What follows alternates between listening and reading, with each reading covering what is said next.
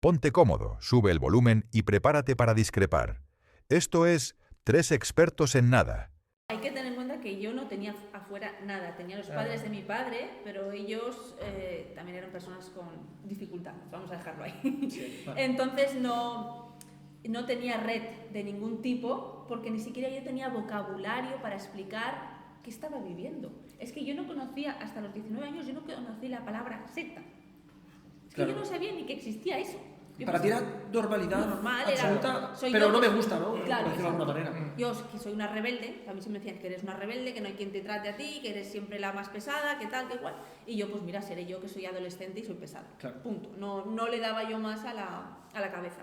Es cierto que en esa época de los 12 a los 17 años hasta que consigo escapar, es la época pues más intensa. Así que vamos a lo intenso Sí. ahora, ¿eh? Yo aviso. A ver, en esta época yo fui ascendiendo. Cuando digo ascender es que fui a niveles un poquito más altos de poder. Entonces me fui acercando al líder. Muy bien. El líder era una persona en aquel tiempo, yo tendría 12, 13 años, él 45, aproximadamente 45, 50 años. Entonces él vio en mí pues, posibilidades que yo no veía en mí, de mi propia autoestima. Entonces él empezó a crearme necesidad de él.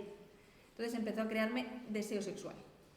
Y empezó a crearme esa vinculación que yo nunca había tenido con ningún ser humano, y él me la creó, la primera vinculación. Entonces, claro, yo sentía que él me escuchaba, que él me atendía. Yo cuando le decía, oye, fulanito, que es que pasa esto en casa y yo no lo soporto más, dice, no te preocupes, yo te ayudaré. Entonces fue como acercándose a mí.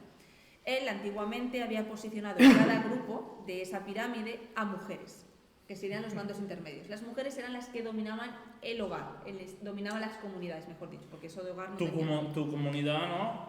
La líder Sí, era una mujer. Esa mujer era la que administraba todo económicamente, ministerialmente, todo. Mi padre simplemente era un dador de dinero, y el resto de mujeres que trabajaban en casa también daban su dinero, y había una organización muy comunista, y así lo digo claramente. Todo el mundo trabajaba fuera, se daba el dinero al bote, y cada uno solo podía disponer de 100 euros. Nada más, para sus gastos personales. Nunca podía acceder a más, porque ese dinero era para la comunidad. Y como la idea era mente grupal, pues las necesidades eran grupales. Eso sí, ¿quién decidía las necesidades? Pues la señora. El líder, ¿no? La líder.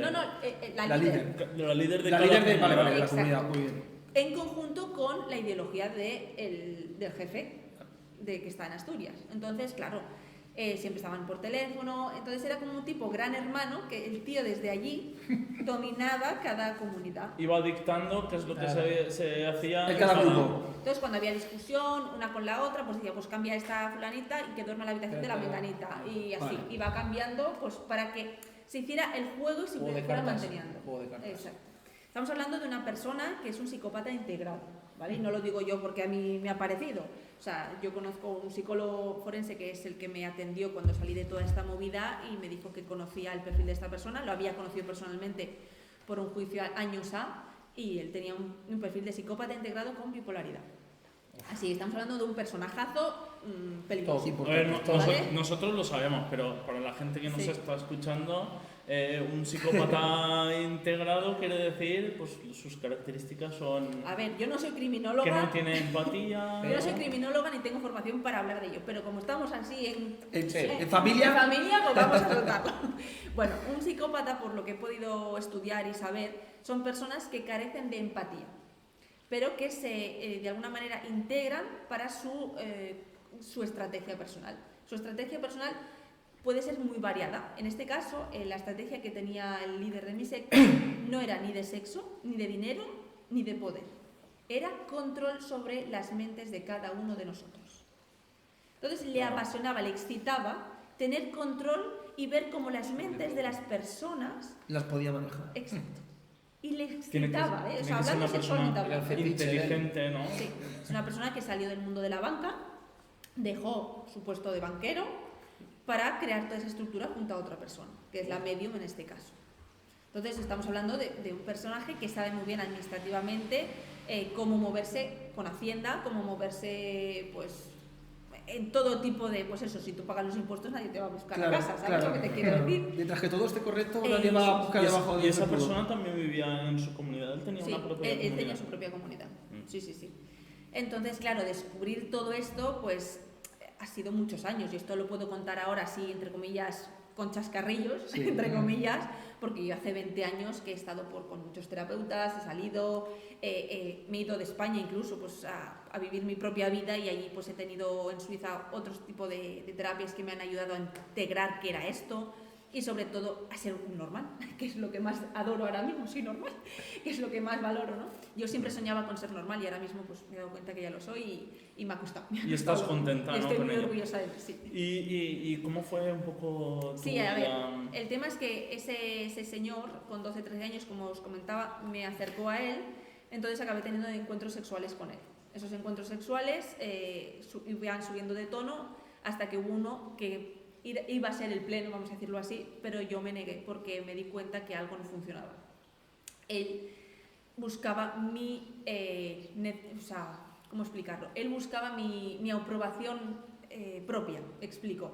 En una de las experiencias sexuales que tuvimos, él me dijo que no íbamos a hacer nada que yo no quisiera. Entonces yo le dije, no quiero hacer nada. Y ahí fue cuando él me dijo, vale, pues entonces vamos a dejarlo aquí. Yo pensaba que me respetaba, pero él lo que estaba esperando es que yo lo hiciera desde la intención voluntaria. Él Quería cambiarte, exacto, que no fuese algo forzado. programado, Sí. sino que... Él no quería Que tú forzar, quisieras. que yo quisiera. ¿Por qué? ¿Por qué es importante este detalle? Quiero exponerlo porque cuando se vive una manipulación psicológica, el abusador o la persona que manipula necesita tu autorización, porque si lo hace en contra de ti, pierde. Claro. Tú tienes que ser la víctima perfecta, y para ser la víctima perfecta necesita que tú digas el sí quiero. Claro, a él le ponía el controlarte y que tú hasta el quisieras. punto de que tuvieras una necesidad. Exacto. Muy bien. Entonces, como eso se cortó ahí, y obviamente yo me di cuenta, además me acuerdo de su mirada, de esas miradas de psicópata que no te puedes olvidar en la puñetera vida, dices, vale, se quedó ahí, yo me fui a mi habitación, recuerdo que aquello era súper extraño, yo no sabía ni cómo gestionarlo, estamos hablando que yo tenía 14 años aproximadamente, y bueno, él no dejó eso solo, simplemente, bueno, la cosa siguió como si no hubiera pasado nada, como si a él no le hubiera afectado, ¿sabes? Él como si nada, tal, y yo creída que no le había afectado, incluso que me respetaba, mi mente, como era yo de ingenua, y me dijo, bueno, pues ahora te voy a extender a jefa de tu casa. Entonces quitó a la otra, que era que tanto me había maltratado, que tanto mal me había hecho, y me metió a mí como jefa de mi casa. Ser jefa de mi casa implicaba mandar sobre mis padres, gestionar a la gente de la comunidad, más los externos, porque había gente que vivía en sus propias casas, que llamamos también hermandad. Muy bien. Hacíamos actividades y demás. Claro. O sea, éramos un grupo bastante importante. Entonces, claro, yo cuando me hizo jefa de mi casa, pues empezó el ego a subirme una barbaridad, empecé yo a creerme... Ahora sí. Yo que Ahora sé sí. quién, Ahora sí. La yo que sé manda quién, soy yo. Eso es. ¿Qué pasa? Bajaron las vejaciones, los insultos, los malos tratos, empecé a ser valorada por las comunidades. Él, delante de 200, 150 personas, me decía, Alba lo está haciendo muy bien, entonces autoestima para arriba, y yo pues crecida. Nunca mejor dicho, pero claro, con 14 y 15 años que te suban así la autoestima, pues es peligroso. Sí. Es peligroso porque te crees alguien que no eres. Entonces yo empecé a volverme, pues nunca mejor dicho, una narcisista y una psicópata en potencia. Porque yo me sentía con poder. Y cuando sientes el poder, que tú dominas por otros, te gusta. Y eso es una de las experiencias que no me siento orgullosa, pero le he tenido que pasar. Sí, El tema es que lo pasé siendo menor. La cuestión de todo esto es que cuando él consideró que era el momento, me dijo, ahora coges y destruyes el grupo. Digo, ¿pero cómo voy a destruir el grupo? Dice, tú ves todo lo mal que te han hecho, todo lo mal que te han tratado, coges toda tu oscuridad, todo tu dolor, todo tu rencor y lo sacas por la boca. Y sueltas todo lo que has deseado decir. Venganza, ¿no? Exacto, la venganza. Siéntate bien, ¿no? Te quería hacer sentirte... Exacto, entonces tú has buscado ese momento y yo te lo acabo de dar, ahora es tu momento de sacar por la boca todo. Y saqué todo el veneno, todo el rencor, toda la venganza y todo lo oscuro que puedas imaginar, y entonces destrocé ese grupo. Con lo que eso implicaba... El grupo ese de Reus en el que Exacto. vivías. Y ahí yo tenía ya 15, 16 años. Entonces, claro, eso implica psicológicamente romper con tus propias raíces. Y él se sintió tan orgulloso y me dijo, lo has hecho muy bien, me aplaudió, porque obviamente había destrozado vidas, nunca mejor dicho. Y me dijo, es que aquí hay que romperlo porque no hay nada que salvar. No había nada que salvar para él. Porque Claro. obviamente era un grupo que se estaban peleando cada 2 por 3, había muchos malos rollos y al final le podía salpicar a él y él Claro. no quería historias, ¿no? Entonces, pues bueno, me utiliza a mí como, pues eso, mano negra.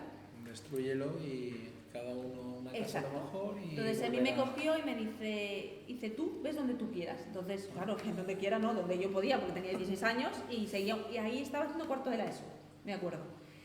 Entonces, en ese momento me fui con mi padre, mi madre, mi tía y mi abuela a una casa, y los que vivían en comunidad pues se fueron y ya nunca más los vi.